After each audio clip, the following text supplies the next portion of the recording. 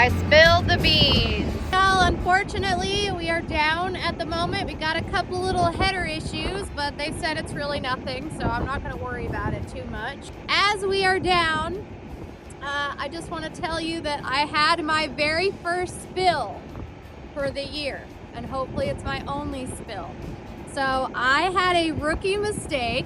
I did the most rookie southerner thing you can do. I deserve a little lesson on hydraulics. So unlike an engine where you turn it on, just like your car when it's cold outside, you let it warm up. Engine oil gets hot as the vehicle's running. Hydraulic oil is a whole different story, and it only warms up with use, okay? And I knew this. First load of the morning, I pull up, I hit my auto button. That auto pushes my auger and folds it out all the way. I go click, put it into float, boom, it opens it up.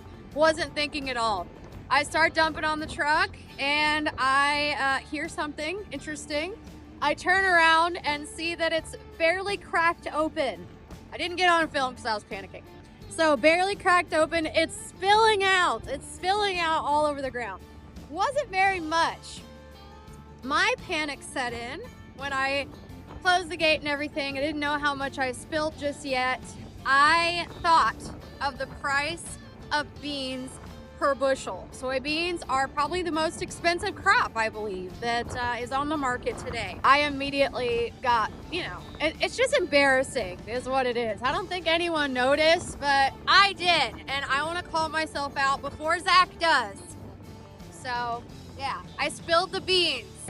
So this might be a little weird as well, but the first day that we messed around with beans, Zach and I were testing them, and he bit into it just like he would do a kernel of wheat, a kernel of corn. When I ate my first bean to test it, I wanted to eat more of them. In my auger, I had a few little extra stragglers. I'm gonna take these home. I haven't asked if this is like a thing, but I'm gonna take them home and maybe like cook them or something. I don't know. Do people do this? Is this the same deal as corn, where you have sweet corn and field corn? Is this a field bean? I don't know. But I'm gonna take them home.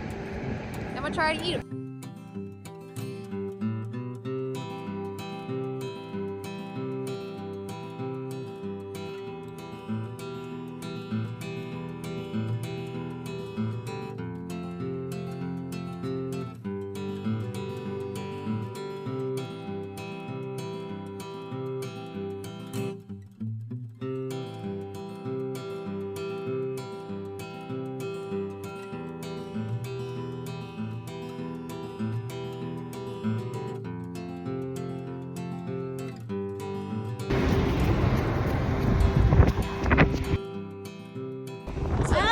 I don't know how that happens.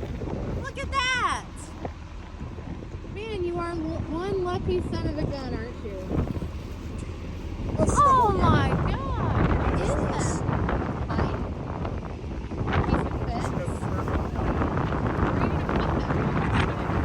A souvenir. Yeah. Okay, we have to get back to work. I'm keeping it. Get back to work. I'm gonna put this in our yard.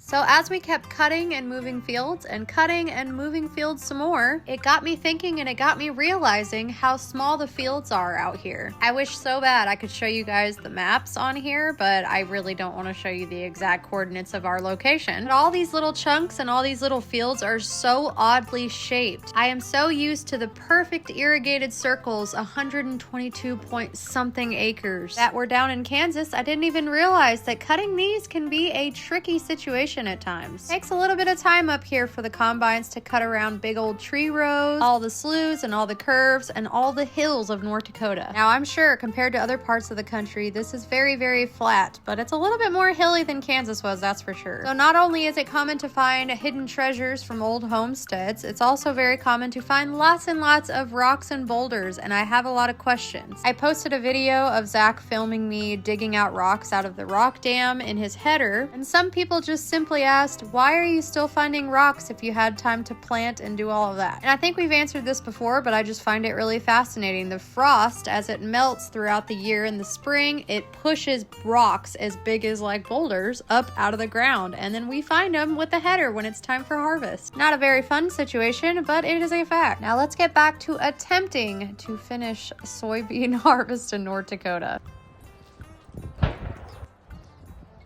Good morning. You can tell by the loud bang where I'm at. I'm at my house. We got the sunflower field in the back here. It is not time to harvest them, unfortunately, so we're gonna have to listen to that for a little bit longer. We're not in the field. We got some rain. We got a lot of moisture in the air. You can hear the dripping. We have like one full big day of cutting beans left, and then we're gonna hop over to corn. Being from the south, the weather is kind of tripping me out at the moment because it is freaking cold. It has been getting cold. I've been talking to my family down in Texas and down in Kansas, asking how the weather's been, checking the weather on my phone. I'm so sorry about the boomers. And it's pretty warm down there still, and we're getting pretty cold, and I'm getting a little taste of what we're about to endure for the winter. But either way, I'll keep y'all updated, and we're gonna be back out in the field pretty soon, hopefully. So while we're down, let's talk about something that works harder than any of us right now, and that's probably gonna be the corn dryers. So if you've ever seen a corn dryer, it's basically like a giant metal popcorn machine that dries the corn out just enough to get all the moisture out, but not enough to pop. In my mind, I like to think about it that way. In Kansas, you barely ever have to run a corn dryer because it's so hot and dry there, the sun will do all the work. But up here in North Dakota, it's a whole different ball game. It is damp and rainy, there's moisture, there's lots of rain here. So if you do not dry out the corn, it is going to mold in the bin, and that's not good. So in Kansas, you pick the corn at like, I don't know, 14 to 16% moisture. Correct me if I'm wrong, and also correct me if I'm wrong, but in North Dakota you might be taking it off in the high teens and even the 20s, which means you're either paying a higher drying cost or you're running your bin fans nonstop. So Zach and Brandon have a plan. They're making a plan to mess with the dryers. It doesn't look like it's going to be a whole lot of fun. There's going to be a lot of steps to this process, but they have a plan. So hopefully in the next couple of days, we will get that figured out, and I will get to witness what it's like to babysit a bin full of corn with a drying fan on it. Because they say it's like babysitting. They warned me that's how it is. I had no idea. So you're gonna have to watch it for all of the temperature changes. You have to watch the propane, have to make sure it doesn't blow up. So all that good stuff. As always, if y'all have any questions, comments, concerns, let me know. I'm gonna have to cut this one short.